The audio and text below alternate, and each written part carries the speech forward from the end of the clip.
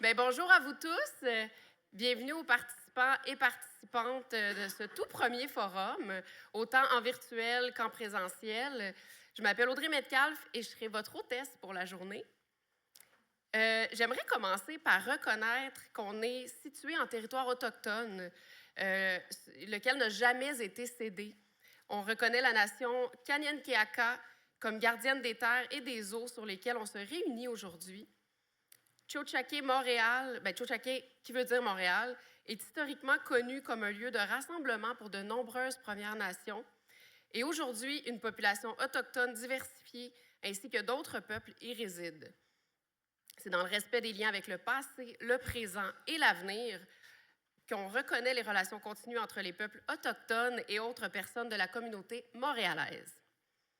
L'impact du virage numérique, dont l'intelligence artificielle, sur l'emploi des personnes handicapées constitue un des grands enjeux priorisés par le Comité consultatif des personnes handicapées.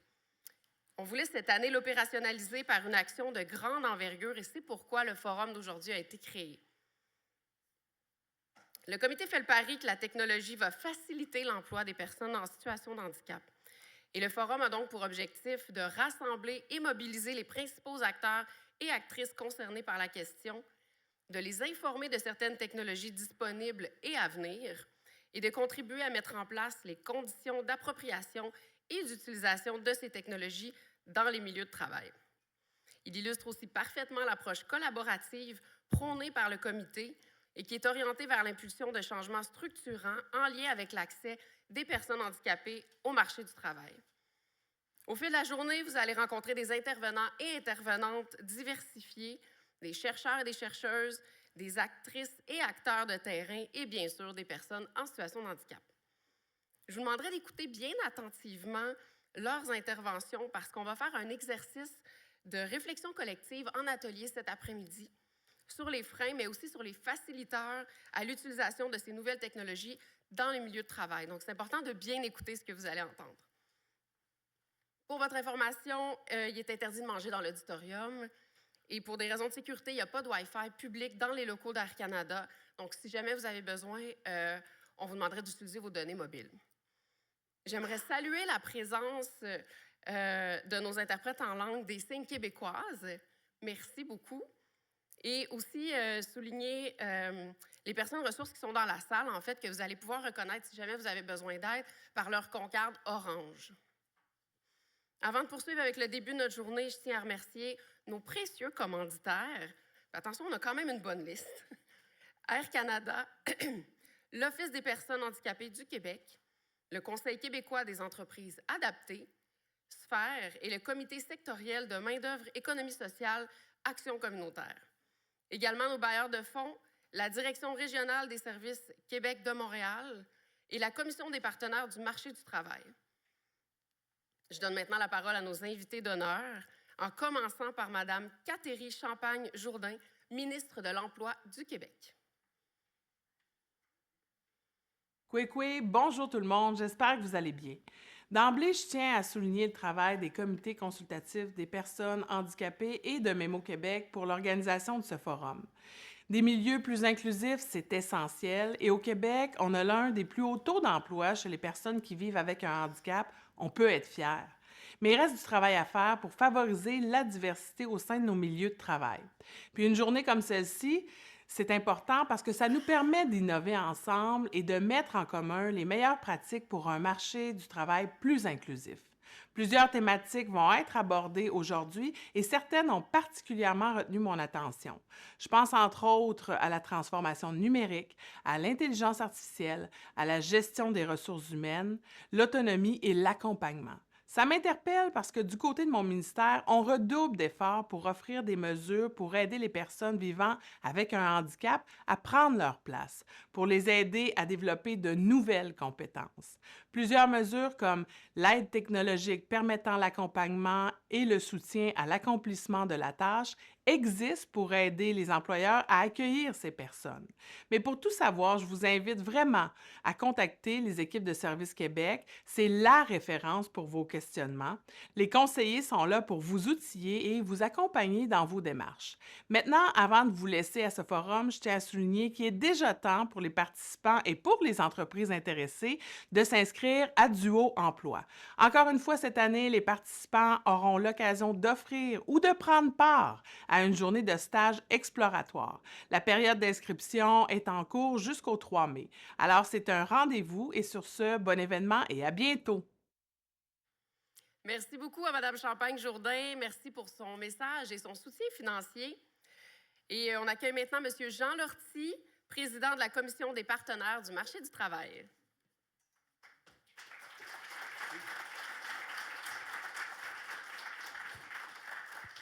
Merci beaucoup de l'accueil. Merci aux organisatrices et aux organisateurs. Merci à Air Canada de nous recevoir dans ces beaux locaux-là. C'est beaucoup apprécié par le comité. Je salue la présidente, Laurence. Je salue la directrice générale, Pascal, et l'ensemble des équipes qui ont organisé cet événement. Et pour moi, comme président de la Commission des partenaires du marché du travail et du Conseil Emploi Métropole, c'est un privilège d'être avec vous ce matin à l'ouverture de cet événement-là.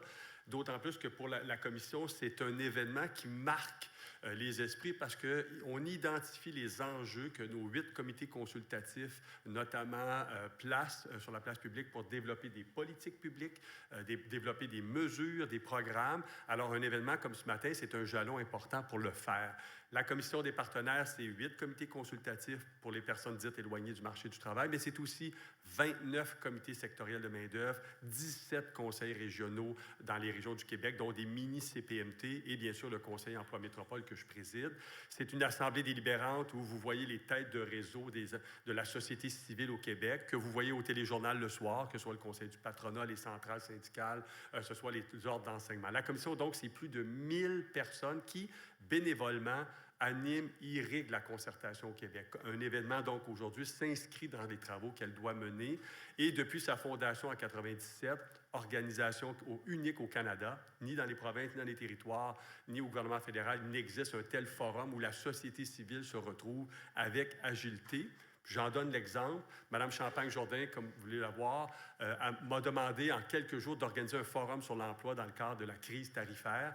Et en quelques jours, la commission s'est déployée pour plus de 200 quelques personnes, se réunissent à Montréal rapidement pour faire face au choc tarifaire. Et en quelques jours, on a développé des programmes qui viennent en aide aux travailleuses et aux travailleurs, mais également aux entreprises. Donc, vous voyez, c'est un modèle unique, un modèle riche, nourri par les gens qui s'investissent comme vous ce matin, aujourd'hui, à participer au forum. Une initiative donc heureuse, une initiative qui permet au comité consultatif personnes handicapées de se faire mieux connaître, de faire connaître sa boîte à outils qui est formidable pour l'ensemble des groupes qui travaillent pour les personnes handicapées. Et moi, comme président de la commission, c'est clair que je participe, je m'investis dans ce genre d'événements-là parce qu'ils sont porteurs pour la main-d'œuvre, porteurs pour le marché du travail et assurer l'intégration des personnes au Québec, dites éloignées du marché du travail. Et on a des efforts colossaux à faire et la commission est au rendez-vous. Alors, à toutes et à tous, un excellent forum, de bonnes délibérations. Je vois qu'il y a une kyrielle de présentations riches en idées qui vont vous être livrées. Alors, nourrissez-vous, irriguez votre concertation comme comité consultatif et participantes et participants, et ce sera un succès. Et la commission prendra le relais avec les responsables du comité pour la suite, avec Mme Champagne-Jourdain comme ministre de l'Emploi, bien sûr, qui a identifié comme priorité dans son mandat, une des 3 priorités, c'est celle des clientèles éloignées du marché du travail. Donc, tout est réuni pour que ce soit une journée de succès. Alors, à toutes et à tous, bon événement.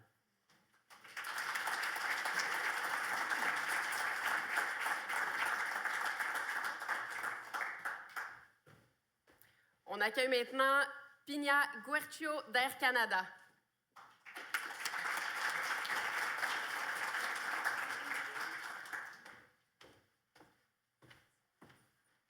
Donc, bonjour, bienvenue à toutes et à tous.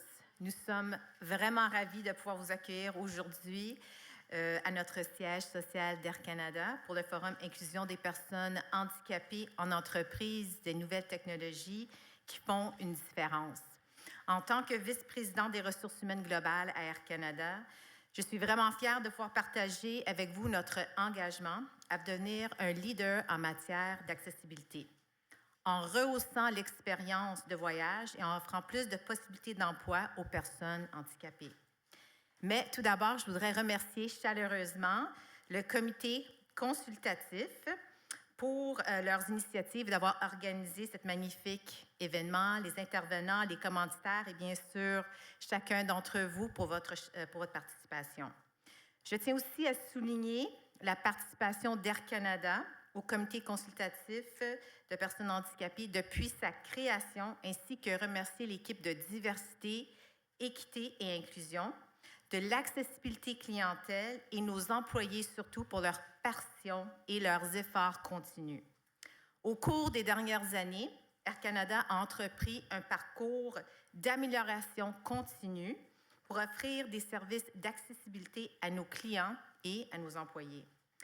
Avant de déposer son premier plan d'accessibilité en 2023, la compagnie qui avait déjà créé le bureau d'adaptation en milieu de travail a organisé une série de groupes de discussion, de consultation auprès de nos clients, auprès de nos employés, pour discuter des questions liées à l'accessibilité et pour mieux comprendre les difficultés ainsi que des besoins et des défis.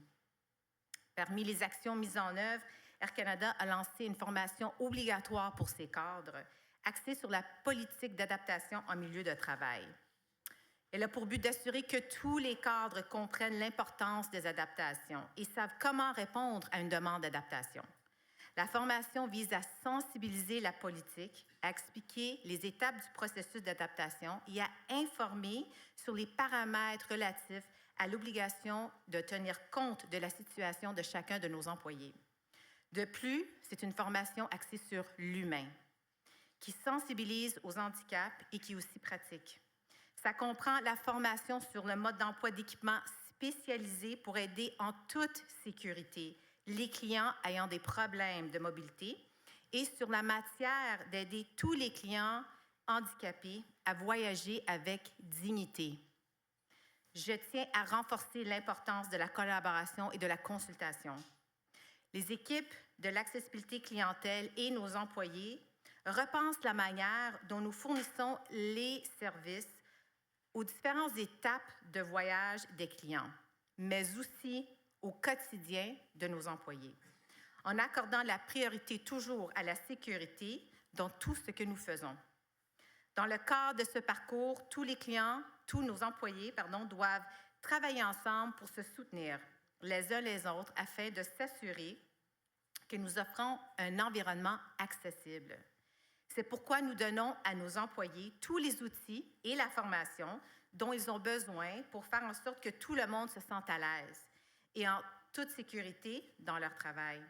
La consultation et la collaboration sont importantes car elles offrent une voix à la communauté et leur permettent de communiquer leurs besoins afin que les changements soient apportés pour répondre à certains défis auxquels nous faisons face au travail.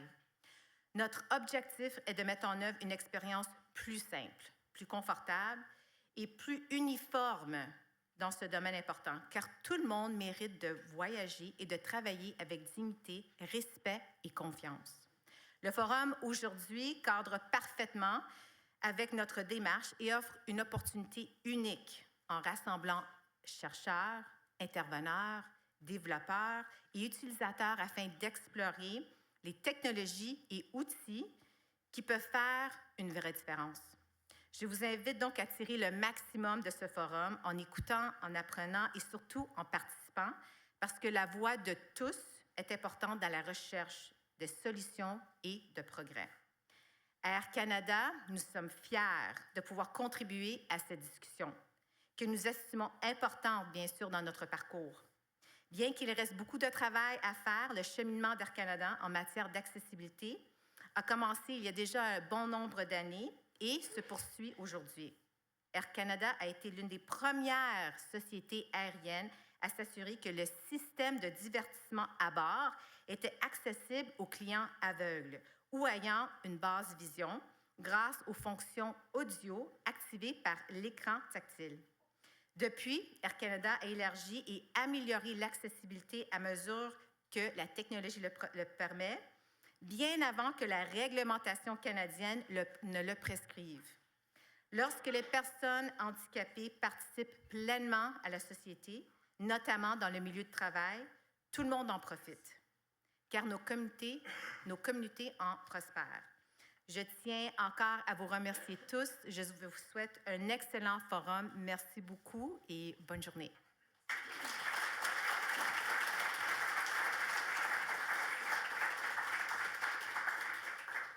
Merci beaucoup.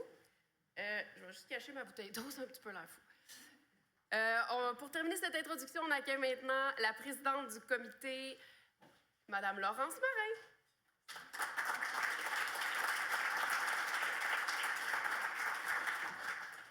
Bonjour à toutes et tous. C'est un honneur pour moi de présider cette journée aujourd'hui. C'est une belle consécration. Ça fait depuis décembre 2020 qu'avec le CCPH, nous avons mis en place des activités virtuelles. Vous vous souvenez du contexte, décembre 2020, très particulier. On a réussi à s'adapter pour pouvoir toucher vraiment un auditoire très large. Parce que, comme je dis souvent avec Pascal, c'est bien de discuter dans notre entre-soi. Nous, on est tous convaincus de l'importance de notre mission. Mais aujourd'hui, c'est une formidable journée pour vous faire découvrir, vous qui êtes moins familiers avec ce sujet, toutes les opportunités que peuvent présenter les personnes en situation de handicap sur le marché du travail. Alors, quelques mots pour vous dire que j'ai la chance de présider le CCPH depuis bientôt 5 ans. Ça m'anime toujours autant. Et dans la vie de tous les jours... On m'entend pas bien? Désolée.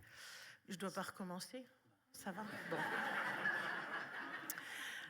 Dans la vie de tous les jours, je suis la directrice générale du ROSEF, qui veut dire Regroupement des organismes spécialisés pour l'emploi des personnes handicapées. Je vais prendre quelques secondes pour saluer le formidable réseau de plus de 300 professionnels qui, chaque jour, accompagnent des personnes en situation de handicap et leurs employeurs pour que chacun trouve sa place sur le marché du travail.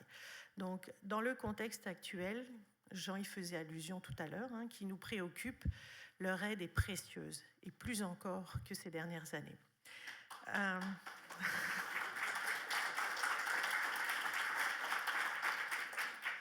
Et puis, pour terminer ma présentation, je suis vraiment très honorée d'avoir récemment été nommée au sein du conseil d'administration de l'OPHQ, donc un organisme au service, là aussi, des Québécois en situation de handicap et de la société civile en général, je dirais. Parce que si on veut faire bouger les choses, il faut que tout le monde participe. Cette belle journée a plusieurs objectifs. Au CCPH, on a beaucoup écrit, beaucoup réfléchi sur l'accompagnement des milieux de travail. Aujourd'hui, ce qu'on veut, c'est vraiment vous informer pour vous mobiliser, puis mettre en place les conditions qui vont vous permettre d'appliquer dans votre quotidien les belles solutions technologiques qui vous seront présentées aujourd'hui.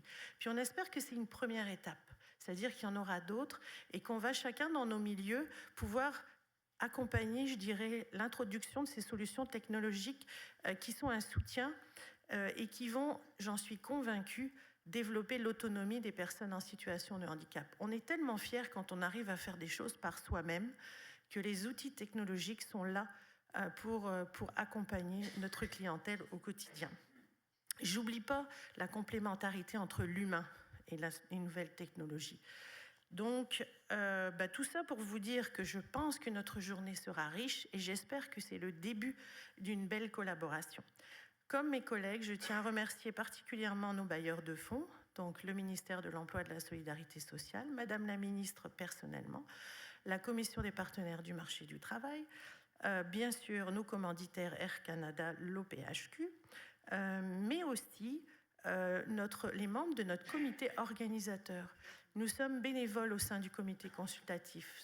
C'est du temps de travail qu'on donne au comité en plus de notre activité quotidienne. Donc, je prends quelques minutes pour saluer Madame Pascale Chanou, Madame Chantal Dugas d'Air Canada, Madame Joëlle Tremblay du comité sectoriel de main-d'œuvre Techno-Compétences, Monsieur Pierre Berger de l'ACRIF, Francis Charrier du CRISPECH, et j'ai eu l'honneur de travailler aussi avec ce comité organisateur. Je vous souhaite de passer une très bonne journée et je vous dis à très bientôt pour la suite de nos actions.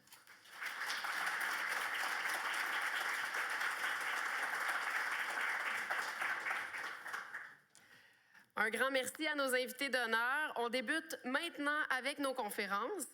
Et j'aimerais rappeler à nos conférenciers qu'il est important de respecter le temps qui est prévu à l'horaire parce qu'on sait, des fois, ça peut déborder. On a quand même une grosse journée, un contenu très chargé. Donc, on préfère vous aviser. On débute avec les deux principales parties prenantes de l'emploi, une personne en situation de handicap et un employeur. J'accueille nos deux premiers conférenciers, M. Jérôme Elissalde et M. Boris Tia.